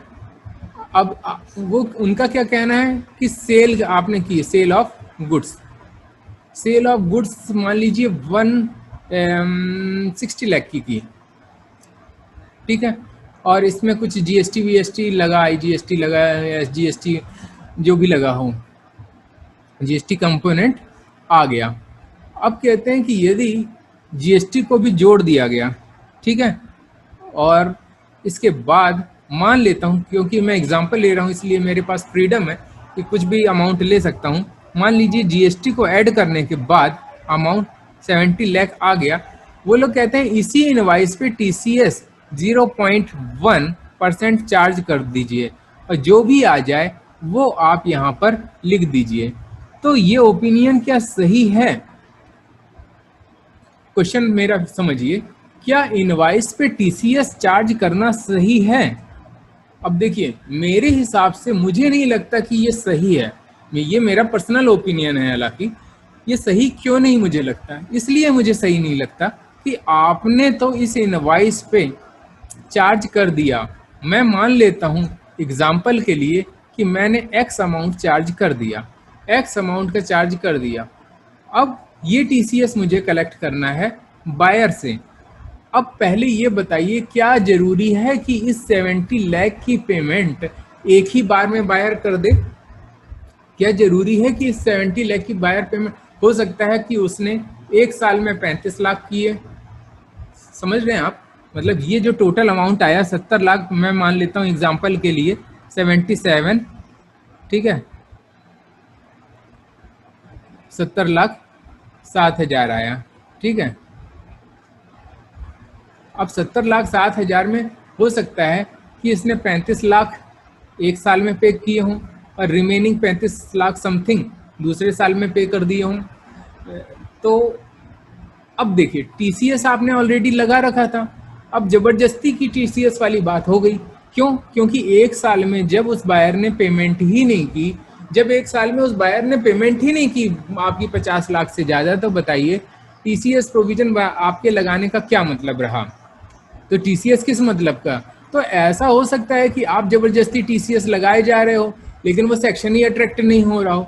अब बायर क्या कह रहा है कि जबरदस्ती का टीसीएस चला गया उसका रिफंड मिलना चाहिए। रिफंड में अनेक प्रकार के झमेले आते हैं टीडीएस टीसीएस के। इसलिए मेरा अपना ओपिनियन है कि जब सेक्शन ने साफ साफ कहा हुआ है कि at the time of receipt of such amount collect from the buyer, तो जिस टाइम आपको ओरिजिनल इनवाइस की पेमेंट मिल रही हो उसी टाइम क्यों नहीं आप एक डेबिट नोट इश्यू कर देते? अभी तक के इंटरप्रिटेशन से यही लग रहा है कि जब वो मिले ना, पहले से टीसीएस लगा के मत रखो, जब वो मिले, जब कंसिडरेशन मिले और यदि 50 लाख से अधिक हो तब उस केस में आप टीसीएस लगा देना। तो फ्रेंड्स ये था, अब हम लोग आगे चलते हैं, ठीक है। ये at the time of receipt of such amount collect from the buyer is sum equal to 0.1%, जो कि अब इसमें 25% की रिबेट भी मिली हुई है, of the sale consideration exceeding 50 lakh. ये तो हमने क्लियर कर ही दिया कि 50 लाख से जो एक्सेस अमाउंट होगा, जो 50 लाख से एक्सेस अमाउंट होगा उस पे लगेगा, ठीक है ना। 60 लाख मिले तो आपको सिर्फ 10 ही लाख पे लगेगा, ठीक है फ्रेंड्स। अब हम थोड़ा सा आगे चलते हैं और ये हमने अब इन्होंने क्या कहा, प्रोवाइडेड फर्दर, ये provided further if the buyer has not provided the permanent account number और आधार, तो फिर उसको 0.1% अभी तक हम लगा रहे थे, 0.1% लगा रहे थे, 0.1% ना लगा के पूरा 1% लगा देंगे। अच्छा फ्रेंड्स, कुछ लोग अब ये कहेंगे कि सर इसमें 25% की रिबेट मिली हुई थी, यानी इसका इफेक्टिव रेट तो 0.075% बन रहा था, तो ये 1% में भी 0.75% होगा ना? तो जी नहीं, इसमें कोविड-19 में कोई रिलीफ नहीं दिया हुआ है। यदि आप पैन नहीं दोगे, ठीक है, तो ट्रेस करना तो मुश्किल है ही है। तो टीसीएस जो है ऐसे बायर के लिए कलेक्ट किया जाएगा 1%, ठीक है, 1% कलेक्ट किया जाएगा उस पर, ठीक है। अब मुझे नहीं लगता कि इसमें कोई बहुत ज़्यादा बहस करने वाला मुद्दा है। परमानेंट अकाउंट नंबर दीजिए या आधार नंबर। आधार नंबर बाद में ऐड कर दिया गया है, पहले तो हमारा पैन ही चलता था, ठीक है। अब हम लोग चलते हैं आगे। तो provided further that the provision of this section shall not apply if the buyer is liable to deduct TDS and has deducted, ठीक है। अब इसने एक चीज और कही, इन्होंने कही कि सिर्फ किसी चीज पे टीडीएस लगता है, किसी चीज पे टीडीएस लगता है, ये सोच के मत छोड़ देना, टीडीएस लगता भी है और उस पे टीडीएस डिडक्ट भी हुआ होना चाहिए। टीडीएस लगता भी है और टीडीएस डिडक्ट भी हुआ होना चाहिए। हो सकता है कि किसी चीज पर, हो सकता है कि किसी सप्लाई पर, किसी चीज पर टीडीएस लगता हो लेकिन उस पर टीडीएस डिडक्ट ना किया गया हो। यदि टीडीएस डिडक्ट नहीं किया ओरिजिनली यदि टीडीएस डिडक्ट नहीं किया तो वो 206 कैपिटल C 1H में आ सकता है। यानी कि भाई एनी हाउ आपको तो पकड़ेंगे ही पकड़ेंगे। टीडीएस लगाना था लेकिन लगाया नहीं, डिडक्ट नहीं किया ना आपने। आपकी ड्यू डेट जो भी है निकल गई होगी। यदि ड्यू डेट ऑब्वियसली अभी रह गई है तो आई डोंट थिंक कि तब तक हम इतनी जल्दबाजी में होंगे कि ये मान लेंगे कि डिडक्ट नहीं किया। लेकिन फिर भी यदि उस टीडीएस डिडक्ट करने की ड्यू डेट निकल गई है, मेरा ओपिनियन यही है कि उस टीडीएस डिडक्ट करने की ड्यू डेट निकल गई है और टीडीएस डिडक्ट नहीं किया गया यदि किसी केस में, तो इस सेक्शन में फॉल कर जाएगा। यानी डिडक्ट होना भी था और डिडक्ट किया गया, तभी आपको इस सेक्शन से छूट मिलेगी, अदरवाइज कोई छूट नहीं है। इस सेक्शन की यदि अदर कंडीशन फुलफिल हुई तो फिर आप यहाँ पे फॉल कर जाएंगे, ठीक है। अब हम आगे देख लेते हैं बायर क्या है। बायर वैसे हम देख चुके हैं, लेकिन फिर भी ये क्या था बायर। देखिए बायर हम देख चुके हैं, हमने अपनी अंडरस्टैंडिंग से यही सोचा है कि एक पैन का एक बायर है, मल्टीपल जीएसटीएन से कोई मतलब नहीं है। ये क्या कह रहा है, buyer means a person who purchases any goods की बात कर रहा है, ठीक है फ्रेंड्स। गुड्स, ऐसे ही सेलर भी गुड्स का सप्लायर है, सर्विस प्रोवाइडर सर्विस प्रोवाइडर नहीं है। बायर भी गुड्स परचेज कर रहा है, but does not include. Buyer में कौन इंक्लूड नहीं है? सेंट्रल गवर्नमेंट बायर है यदि तो कोई टीसीएस नहीं देगी, स्टेट गवर्नमेंट भी नहीं, एमबीएससी भी नहीं, high commission, litigation commission, consulate, ये सारी गवर्नमेंट बॉडी हैं तो नहीं देंगी, लोकल अथॉरिटी अपनी है तो भी नहीं देगी। A person importing goods into India, कोई ऐसा बायर है जो विदेश से लेके आ रहा है गुड्स, कोई ऐसा बायर है जो कि विदेश से लेके आ रहा है गुड्स, यानी कि बेचने वाला कौन है, बाहर है। तो इंडिया पे तो कंट्रोल होता नहीं है नॉर्मली, तो एक्सपोर्टर पे कैसे वो कंट्रोल करेंगे। तो इन्होंने ऐसा कुछ नहीं कहा कि आप विदेश से बाहर लेके आ रहे हो तो आप खुद ही कुछ आरसीएम की तरह कुछ करो या टीसीएस लगाओ, ऐसा उन्होंने झंझट नहीं रखी। सीधे कहा कि इंपोर्ट यदि आप कर रहे हो तो ऐसे बायर को हम इस सेक्शन में बायर नहीं मानेंगे, यानी इंपोर्ट वाले मौज कर सकते हैं, वो यहाँ पर नहीं आएंगे। A person importing into India, ठीक है, importing into India or any other person as the central government may by notification in the official gazette specify for this purpose subject to such condition as may be specified therein। Government ने अभी अपने हाथ में power रखी है कि ये तो एग्जेम्प्ट है ही हैं, आगे भी कोई दिक्कत होगी तो हम बताएंगे उन लोगों को इस सेक्शन के परव्यू से आप बाहर कर देना। चलिए आगे क्या चले हम, आगे क्या है। अच्छा बायर की डेफिनेशन हो गई। अब सेलर भी हम लोग जनरली समझ चुके हैं। Seller means person who sells gross receipt or turnover from the business carried on by him, जो वो बिजनेस खुद करता है, ठीक है, एक्सीड 10 करोड़ रुपीज, ठीक है। आई थिंक कि एजेंट से भी वो करवाता है तो वो उसके द्वारा ही कैरीड माना जाएगा। इसलिए एजेंसी के बिजनेस जो हो रहे हैं, एजेंसी का भी टर्नओवर वहीं सेलर के टर्नओवर में भी क्लब करना चाहिए, ऐसा मेरा ओपिनियन है। During the financial year immediately preceding the financial year in which the sale of goods is carried out, ये डिस्कस कर चुके हैं। Not being the person as central government may by notification in the official gazette specify for this purpose subject to such condition, और वो भी हो सकते हैं सेलर जो कि गवर्नमेंट बताए। If any difficulty arises in giving effect to the provisions of this subsection, board may with the approval of central government issue guidelines for the purpose of removing the difficulty। Central government की approval से board जो हमारा है वो guideline issue कर सकता है difficulty को दूर करने के लिए। और डिफ़िकल्टी, मेरा अपना ओपिनियन है कि डिफ़िकल्टी आने वाली है, काफ़ी आने वाली हैं, और बोर्ड को अपना क्लैरिफिकेशन काफ़ी मुद्दों पर देना चाहिए।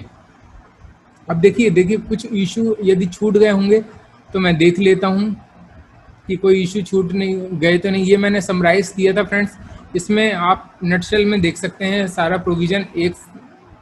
एक सेकेंड में कलेक्ट कौन करेगा, सीधी सी बात है, टीसीएस कौन कलेक्ट करेगा? एक ऐसा सेलर जिसकी जो है जिस साल में सेल हुई उसके पिछले साल में जो है जो सेल थी, और मेरे हिसाब से तो ये गुड्स की ही लेना चाहिए। लेकिन इन्होंने ऐसा कुछ क्लैरिफाई नहीं किया कि गुड्स या सर्विस की। इन्होंने क्या कहा, टोटल सेल्स और ग्रॉस रिसिप्ट और turnover from the business carried on by him. तो इन्होंने ऐसा कुछ नहीं कहा कि गुड्स वाला ही टर्नओवर लेंगे।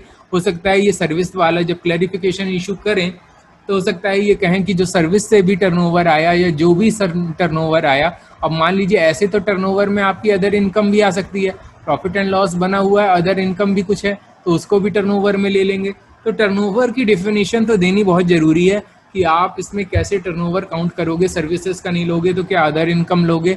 और बहुत सारी ऐसी चीज़ें हैं जो आपस में सेट ऑफ भी हो जाती हैं। जैसे आपने क्या कहते हैं एक्सपेंस में फ्रेट लिखा अपने प्रॉफिट एंड लॉस में, क्या कहते हैं, जैसे मान लीजिए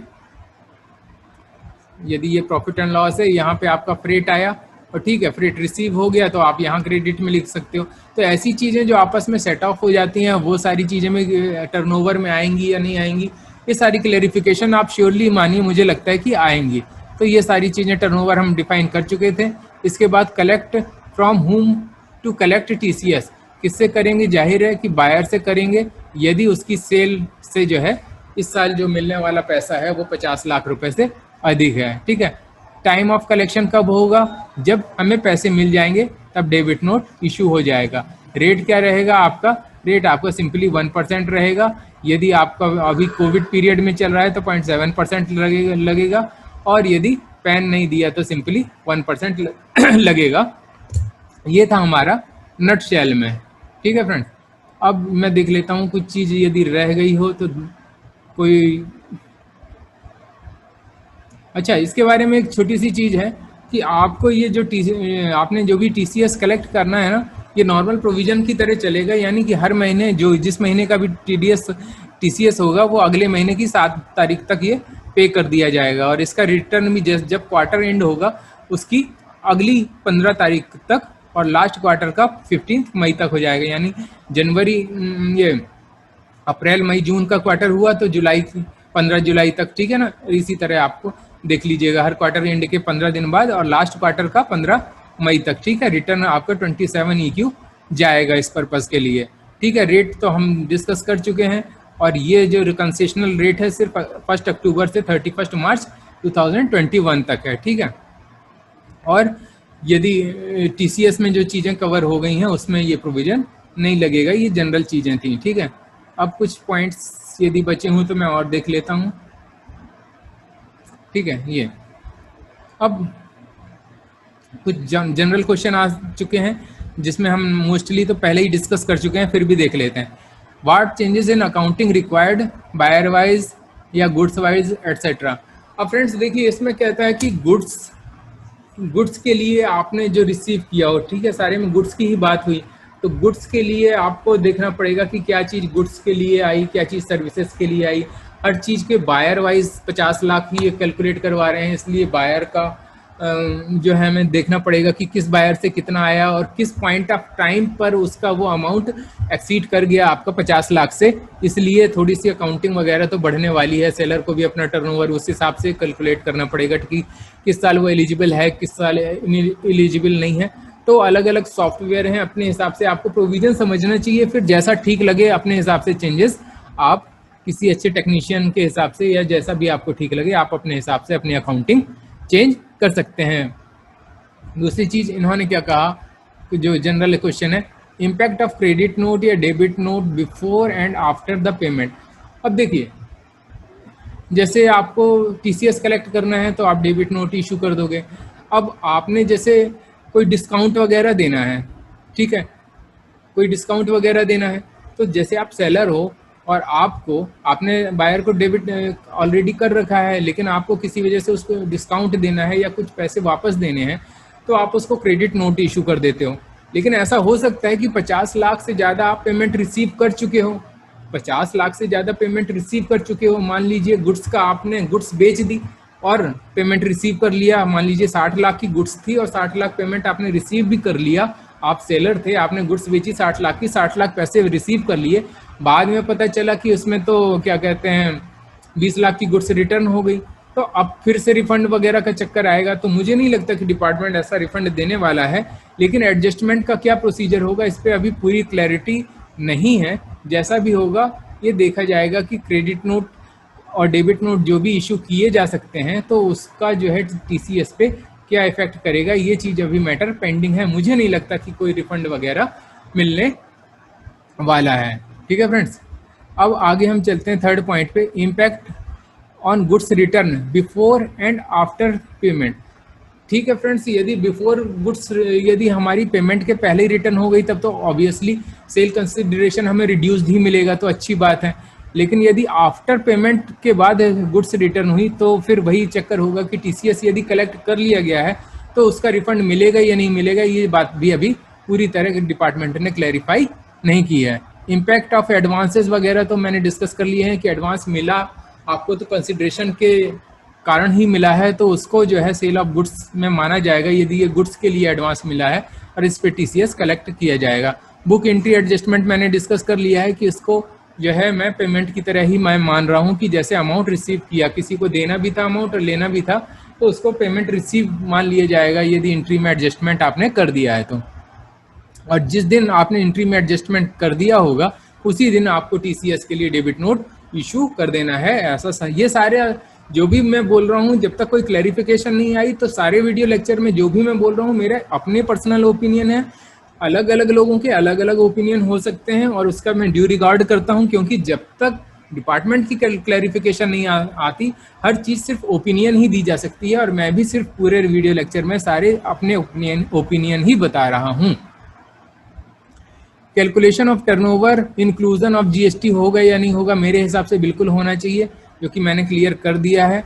और एक पॉइंट ये भी आया था इसमें, शायद मैंने जिक्र किया या नहीं किया, कि जो टीसीएस का अमाउंट है, टीसीएस का हम लोग क्या इनवाइस वैल्यू जैसे दिखा रहे थे, ठीक है, उसके बाद इनवाइस वैल्यू कुछ है, उसके बाद जीएसटी, ठीक है। अब टीसीएस पहले टीसीएस इंक्लूड करके फिर जीएसटी लगाएं, पहले टीसीएस करके फिर जीएसटी लगाएं, या फिर पहले जीएसटी लगा के टीसीएस करें। तो टीसीएस लगा के जीएसटी नहीं लगा सकते फ्रेंड्स। इसके बारे में हमारे जो टॉपिक है, हमारा सेक्शन 15 जो वैल्यूएशन की बात करता है, उसमें जो है एक पहले से ही सर्कुलर आ चुका है और उसका कोरिजेंडम भी आया था कि उसमें ये चीज़ क्लियर कही गई थी कि टीसीएस इन द जो है उस टाइप का टैक्स नहीं है जैसा कि आप समझ रहे हो। ये टीसीएस जो है एक प्रोबेबिलिटी ऑफ इनकम है और नटशेल में ये बात इसमें लिखी गई थी कि इसको जीएसटी के लिए इंक्लूड नहीं करना चाहिए। तो इनवाइस वैल्यू प्लस टीसीएस और टीसीएस के ऊपर जीएसटी लगाएं, ऐसा करना बिल्कुल गलत हो जाएगा, उस सर्कुलर का वायलेशन हो जाएगा। हमें क्या करना है, गुड्स की वैल्यू जो भी लेनी है उसके बाद जीएसटी लगाना है, जो टोटल सेल कंसिडरेशन आएगा उस पर ही टीसीएस लगेगा।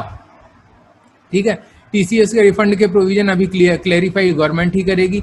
हम लोग तो अभी यही मानेंगे कि टीसीएस एक बार चला गया तो चला गया, वो जल्दी रिफंड नहीं होगा। वो फाइनली तभी एडजस्टमेंट होगा जब फाइनली उससे जब उसको फाइनल टैक्स के अगेंस्ट असेसमेंट हो रहा हो। Can can be written on invoice if collection not happen more than 50 lakh.